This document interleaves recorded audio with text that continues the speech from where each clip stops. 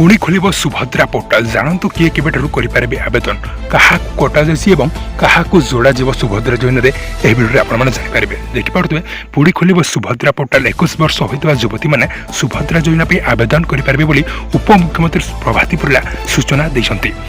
से कहते आसंता अगस्ट 9 तारिख राखी पूर्णिमा अवसर में सुभद्रा तृतीय किस्ती मिल यापर सुभद्रा पोर्टाल खोल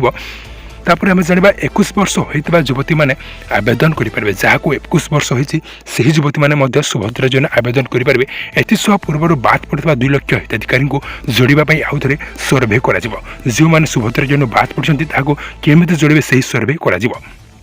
गाड़ी किणी 5 एकर जमी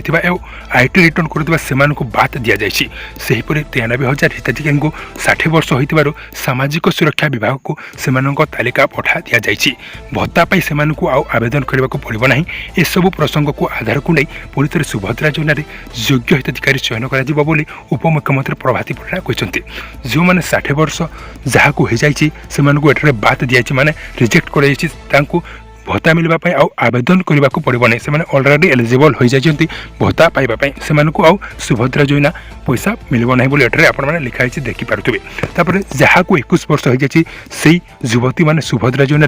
नुआ जोड़ी हे बोली आवेदन करेंगे उपमुख्यमंत्री प्रभाती परिड़ा कहते आपने जापर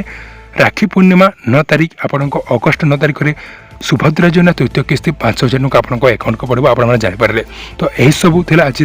सर्ट खबर आपको जब वीडियो भल लगे लाइक करेंगे चैनल सब्सक्राइब करेंगे पाखर थी ऑल नोटिफिकेशन को प्रेस करेंगे जहाँद्वारा नुआ नुआ वीडियो नोटिफिकेशन आपको पाखक पहुँची पार जदि किसी डाउट थी आपने कमेंट बॉक्स में कमेंट करेंगे मुझे आपको कमेंटर रिप्लाई निश्चय देवी तो पुणी गोटे वीडियो मिलवा से जय जगन्नाथ।